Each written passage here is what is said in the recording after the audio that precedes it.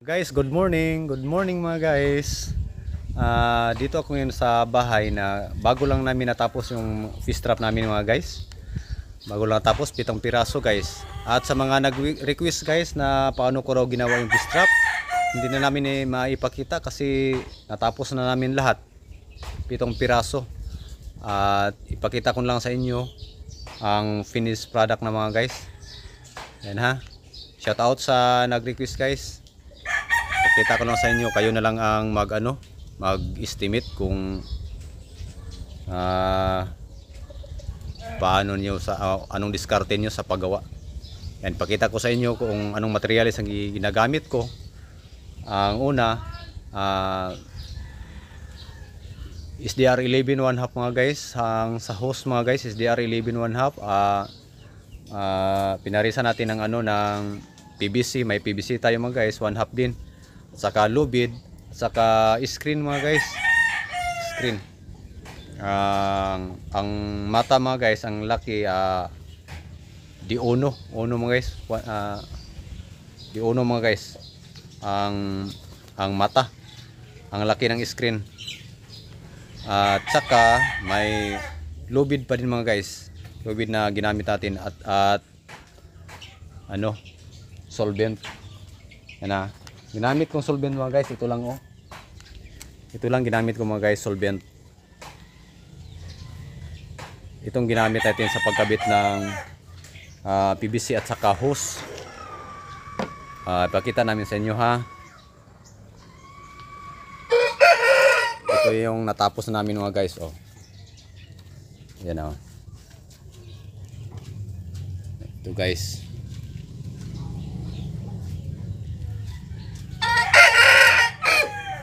Kita nyo mga guys. Yan ha. Yan guys oh.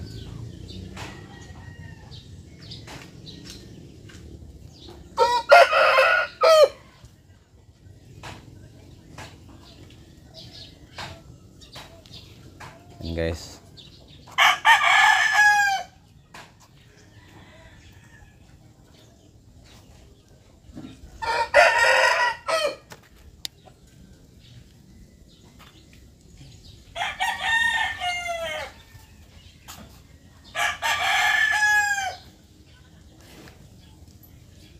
Guys, ang kinabitan natin ng bato mga guys oh. Kung makita niyo mga guys, may bato na oh. Ito. Yan, kinabitan natin ng bato. Ang bigat nito mga guys, nasa siguro 1 kilo. 1 kilo bawat isa mga guys. Kanto ito mga guys oh. Doon pa sa pikas kanto. Yan guys. Pansin nyo mga guys, ang ginawa natin, kinabitan natin ng T at saka elbow. At sa T, dito natin ikinabit ang hose. Yan guys. Hose. Para matibay siya mga guys, ang ginawa natin, ginamitan natin ng hose. Ito. Pinaikot natin sa ibabaw. Yan. Hanggang doon sa bunganga niya. Yan guys. Kayo na lang guys kung saan nyo ilagay yung kuhanan ng isda. Ito yung dito natin kuhain ng isda mga guys oh.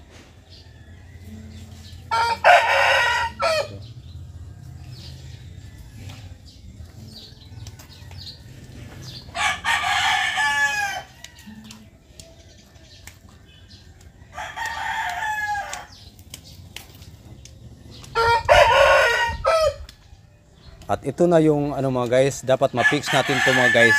Dapat hindi tayo magkamali dito guys. Pag dito tayo magkamali, walang isdang papasok guys. Oh. Ito na guys. Itong bunganga niya mga guys, nagdepende lang sa laki ng isda dapat yung kunin. Kung sample, maliit na isda, litan nyo lang ang bunganga guys. Yan. Pero sa akin, malaking bunganga na yan mga guys kasi may ibang pasok na malaki. Sayang. guys.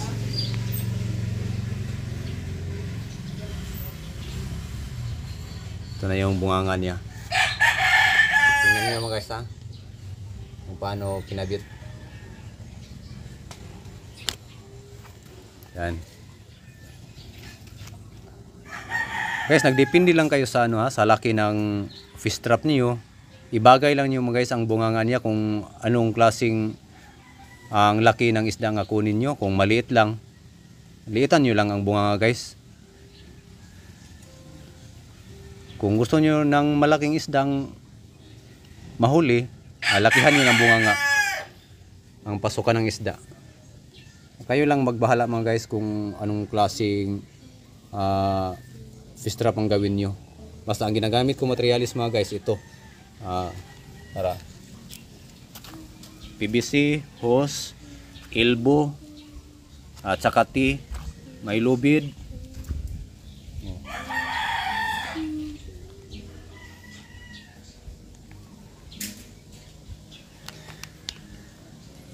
At 7 piraso to mga guys. Oh. Ito pa mga guys. Yan.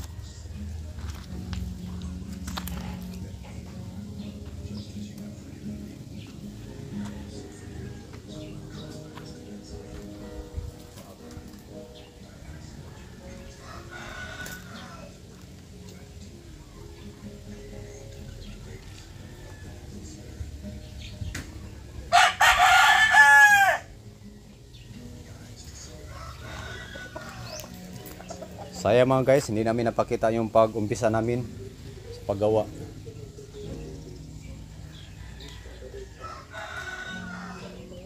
Kasi ang nag-request kaya bago lang nag-comment. Yan.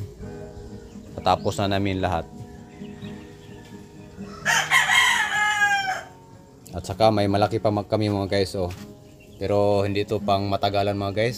Siguro umabot na nga ito ng 1 year. Guys. Kawayan ang ginagamit natin. Pero effective to mga guys. Yung bunganga niya mga guys oh. Ibang klase.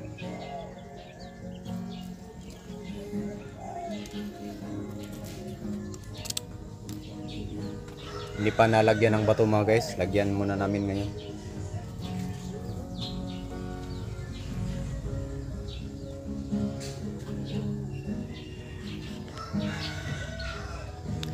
At mga guys, abangan nyo lang sa kung may mabili na tayong materialis. Pakita namin kung paano namin ginawa step by step. At salamat sa panonood mga guys ha. O shout out sa mga nag-request. Pasensya na kayo na hindi namin napakita ang sa pag-umpisa. Sa sunod na lang ha. Bye bye mga guys. Bye bye. Bye bye.